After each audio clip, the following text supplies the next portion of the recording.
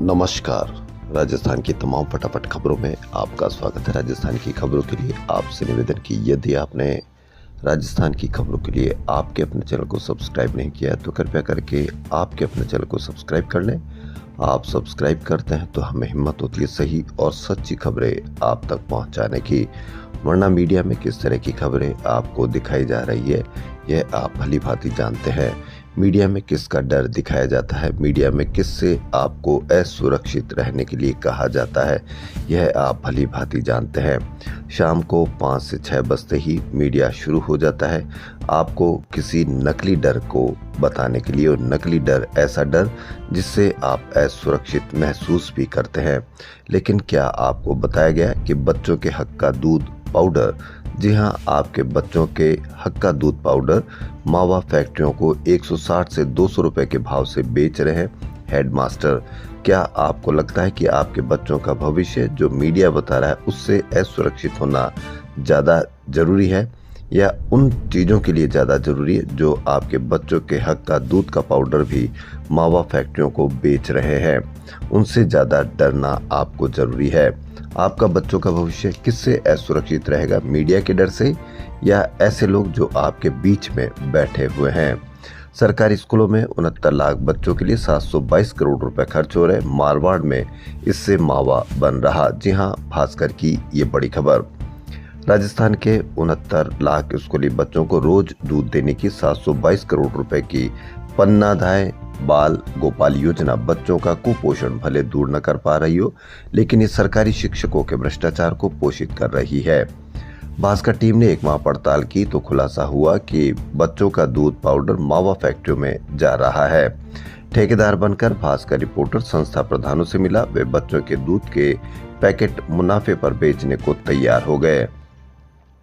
68 में 45 बच्चों के पोषण के लिए भेजे दूध के पैकेट बेच डाले।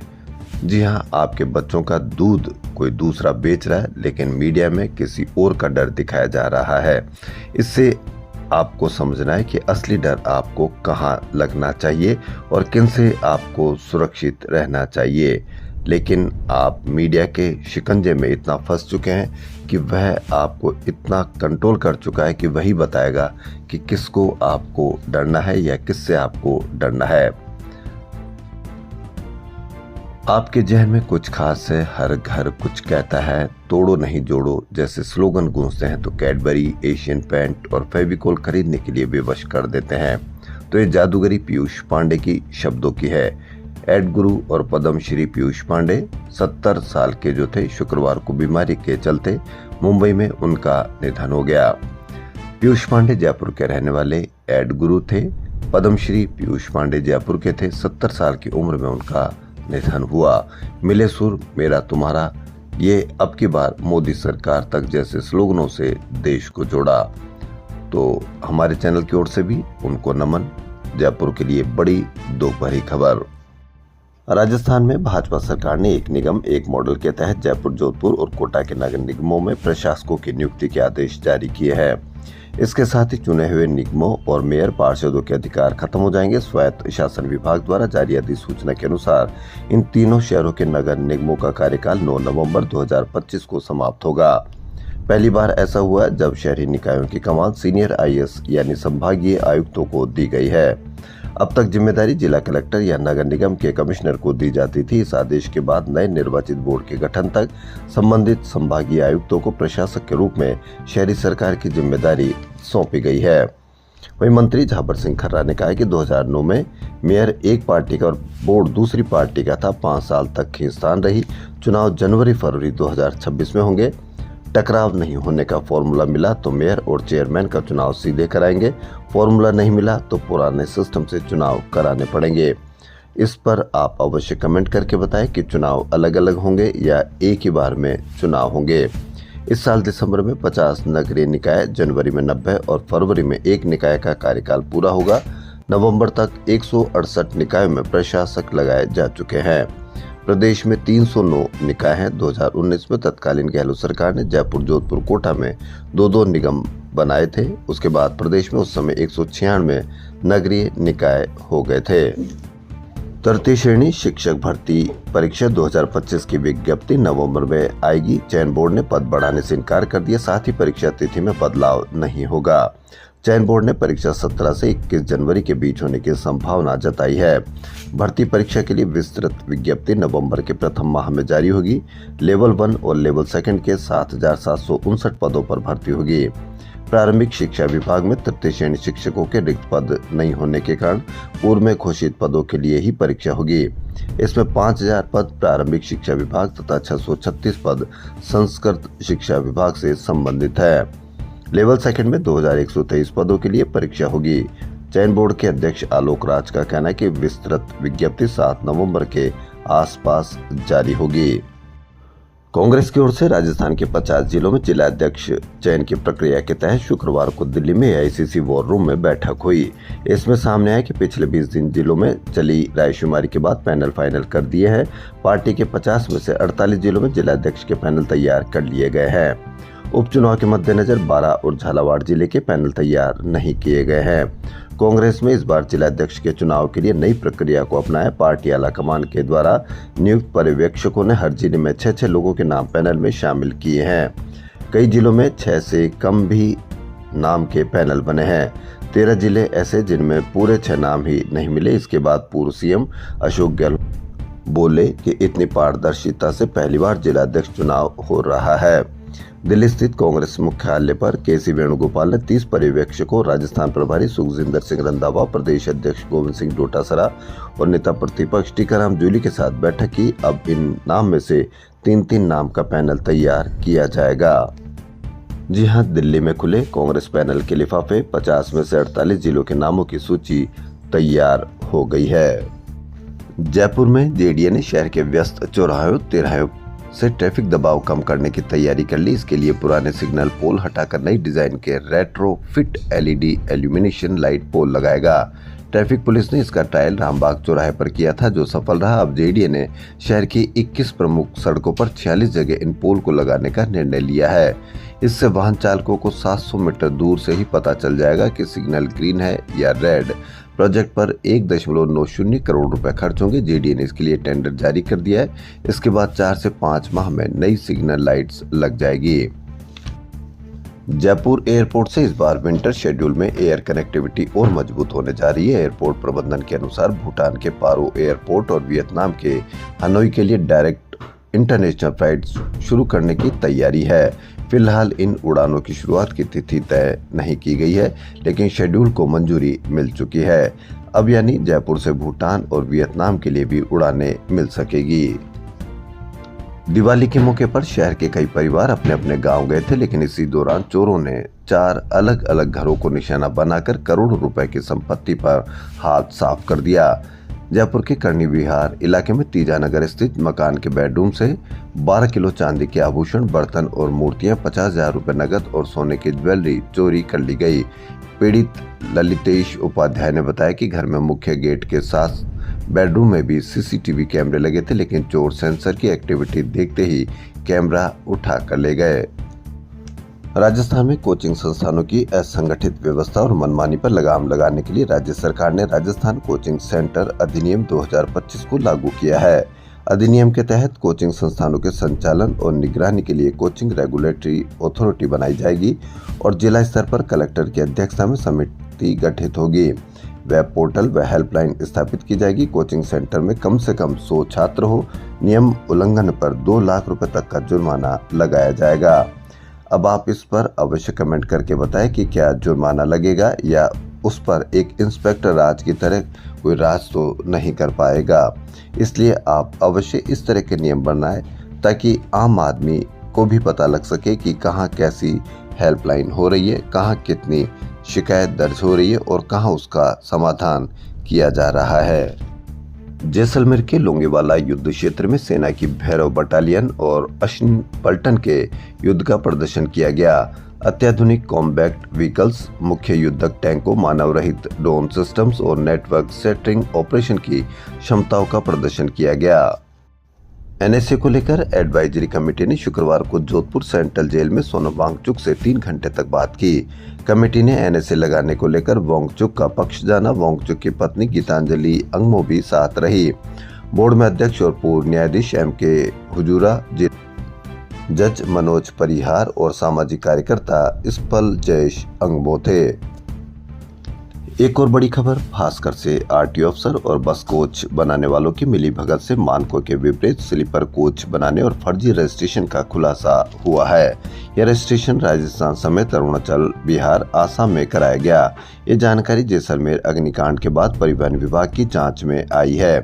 अफसरों ने जोधपुर के जैनम कोच, क्राफ्ट्स वर्कशॉप और जैन ट्रेवल्स पर चेसिस की जांच की थी। जैनम वर्कशॉप पर 66 चेसिस मिले।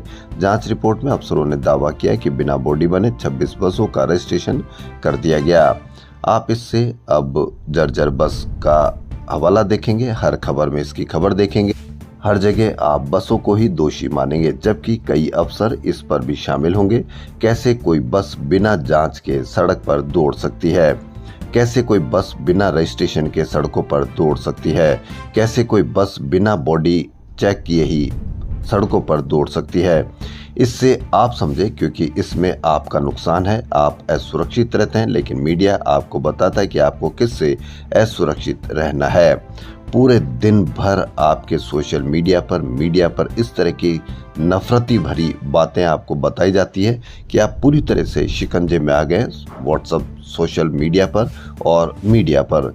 इसीलिए अभी भी वक्त है कि आप असली डर को पहचानें। जिन बसों का रजिस्ट्रेशन हुआ है उनमें 8 बसों की बॉडी ओवरहैंग और ओवरहाइट है। 4 बसों में अवैध डिग्गी बनी थी। हर बस में 2 इमरजेंसी गेट होने चाहिए, लेकिन गेट के सामने सीट लगा दी गई। कुछ में एक ही गेट मिले। इधर परिवहन आयुक्त सुश्री त्यागी ने इन सभी चेसिस की जांच के लिए आदेश दिए हैं। नेशनल हाईवे पर आए दिन हादसे होते हैं, लेकिन घायलों को समय पर एम्बुलेंस नहीं मिलती। ये हाईवे के टोल प्लाजा पर खड़ी तो रहती है, लेकिन उन तक सूचना ही नहीं पहुंचती। इसका कारण एम्बुलेंस में लगे जीपीएस सिस्टमों का खराब होना है। यह खुलासा सितंबर की रिपोर्ट में हुआ है। प्रदेश से गुजर रहे नेशनल हाईवे पर 131 एम्बुलेंस एनएचएआई ने तैनात कर रखी है। इनको जीपीएस से इमरजेंसी सर्विस 108 से जोड़ रखा है। चौंकाने वाली बात यह है कि इनमें से 30% एम्बुलेंस में लगे जीपीएस सिस्टम या तो खराब है या बंद है। ऐसे में 108 पर आने वाली कॉल इन तक नहीं पहुंचती। इसी कारण पिछले महीने पूरे प्रदेश में इनको 37 केस ही असाइन हुए, लेकिन इससे कहीं कोई फर्क नहीं पड़ता, क्योंकि आप मीडिया पर नकली डर के कारण बहुत डरे हुए हैं, असुरक्षित महसूस करते हैं।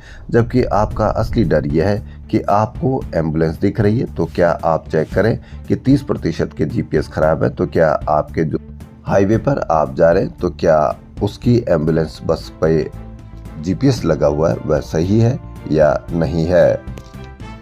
आपने त्योहार मनाया, आपने पटाखे फोड़े क्योंकि आपको रक्षा करनी थी धर्म की, लेकिन क्या आपको पता है एसएमएस मेडिसिन विभाग जो जयपुर में है, दमा और अस्थमा के आउटडोर में 15 से 20% मरीज बढ़ गए। 15 से 20% मरीज बढ़े। ये कौन बढ़े? आपके पटाखों की वजह से बढ़े या किसी और की वजह से बढ़े, लेकिन आप लगे रहिए, आप अपने को रक्षा करते रहिए। जबकि असली डर आपको किसका है, मीडिया आपको कभी नहीं बताएगा। रोशनी का त्योहार दिवाली जहां चारों ओर खुशियां और उल्लास लेकर आता है, वहीं पटाखों से निकलने वाला जहरीला धुआं और बढ़े वायु प्रदूषण ने सीओपीडी, दमा और अस्थमा समेत सांस की बीमारियों से जूझ रहे लोगों के लिए संकट पैदा कर दिया है। दिवाली के बाद ही अस्पतालों में दमा, अस्थमा के मरीजों का ग्राफ बढ़ गया। इसके अलावा एलर्जिक राइनाइटिस के मरीज भी आ रहे हैं। एसएमएस अस्पताल के मेडिसिन विभाग में दमा और अस्थमा के 15 से 20% मरीजों की संख्या बढ़ रही है। आपका इतना दबाव, मीडिया का इतना जबरदस्त दबाव बचाओ कि अस्थमा और दमा के लोग आपको यह भी नहीं कह सकते कि आप पटाखे मत फोड़ो, क्योंकि यदि उन्होंने ऐसा कह दिया तो आप मीडिया के द्वारा या आप सोशल मीडिया के द्वारा उनको इतना बदनाम कर सकते हो और इतना धर्म के खिलाफ आप उनको साबित कर सकते हो कि उनको दमा, अस्थमा ये ज़्यादा आसान लगा बजाय आपके पटाखे फोड़ने की मनाही करने के बावजूद। जयपुर के पिंक सिटी प्रेस क्लब के स्थापना दिवस पर शुक्रवार को प्रिंट, इलेक्ट्रॉनिक व डिजिटल मीडिया जर्नलिस्ट का सम्मान समारोह आयोजित किया गया।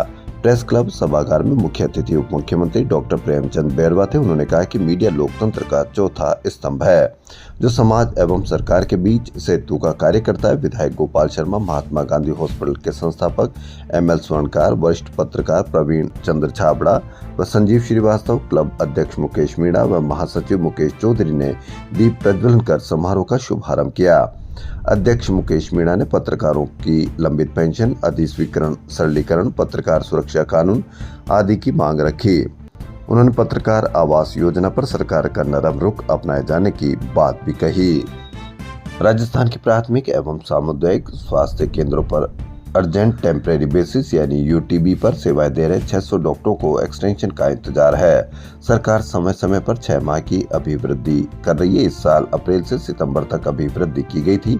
30 सितंबर के बाद UTB चिकित्सकों की सेवा अभिवृद्धि के आदेश जारी नहीं होने से असमंजस की स्थिति है। PSC CSC पर डॉक्टरों के काफी पद रिक्त हैं। दौसा, बालोतरा, बूंदी, प्रतापगढ़, सीकर समेत अनेक जिलों के CMHO ने भी निदेशालय को पत्र लिखकर UTB चिकित्सकों की सेवाएं बढ़ाने के लिए पत्र लिखा है, लेकिन आपको पता ही नहीं कि आपके 600 डॉक्टरों का एक्सटेंशन का इंतजार है। आपको मीडिया बता रहा है किसी दूसरे ही बात के बारे में। राजस्थान के सभी राजकीय महाविद्यालयों में प्रवेश नवीनीकरण की प्रक्रिया में संशोधन किया गया। अब 22 नवंबर तक नवीनीकरण कराया जा सकेगा। राजस्थान में स्थापित सभी निजी मेडिकल कॉलेजों की फीस संरचना के नियमों की कड़ाई से पालना सुनिश्चित करनी होगी। राज्य सरकार ने इस संबंध में एक महत्वपूर्ण आदेश जारी किए हैं। सुप्रीम कोर्ट द्वारा इस्लामिक एकेडमी ऑफ एजुकेशन बनाम कर्नाटक राज्य मामले में दिए गए निर्णय की अनुपालना में राजस्थान में नया आदेश जारी किया गया है, जिसमें निजी शैक्षणिक संस्थानों में शुल्क निर्धारण और प्रवेश प्रक्रिया को विनियमित करने पर जोर दिया गया है। आदेश के अनुसार राज्य स्तरीय शुल्क निर्धारण समिति द्वारा निर्धारित शुल्क संरचना का पालन सभी मेडिकल कॉलेजों के लिए अनिवार्य है। चिकित्सा शिक्षा सचिव अमरीश कुमार ने बताया कि कुछ निजी मेडिकल कॉलेज द्वारा मनमाने ढंग से फीस वसूलने की शिकायत मिलती थी। इसके बाद राज्य सरकार ने छात्रों के हितों में फीस वसूली के नियमों में पूर्ण पारदर्शिता रखने के उद्देश्य से यह आदेश जारी किया है। कमेटी के तय शुल्क से ज्यादा फीस नहीं वसूल सकेंगे निजी मेडिकल कॉलेज। क्या आपको लगता है कि निजी मेडिकल कॉलेज फीस वसूल सकेंगे कमेटी के शुल्क के अनुसार या उससे ज्यादा शुल्क वसूल कर सकेंगे? राज्य सरकार को चाहिए कि जो भी निजी मेडिकल कॉलेज की फीस निर्धारित की है वह अपने अपलोड करें, पारदर्शिता लाएं, पूरे अपनी वेबसाइट पर इसको डालें कि किस मेडिकल कॉलेज की कितनी फीस है। यदि कोई अधिक फीस वसूल करता है तो उसका एक नंबर दिया जाए जहां उससे संपर्क किया जा सके। संपर्क करने पर यदि आपको लगता है कि उसकी शिकायत आई है तो उस पर तुरंत कार्रवाई करके कड़ी से कड़ी कार्रवाई उस मेडिकल कॉलेज के खिलाफ की जाए और तुरंत कार्रवाई करके उसको भी पूरी पारदर्शिता के साथ पूरे वेबसाइट पर, पूरे सोशल मीडिया पर, पूरे अखबारों में दिया जाए ताकि आम आदमी को राहत मिल सके। राजस्थान की खबरों में फिलहाल इतना ही। यदि आपको राजस्थान की खबरें पसंद आ रही है तो आपके अपने चैनल को सब्सक्राइब कर लें। धन्यवाद।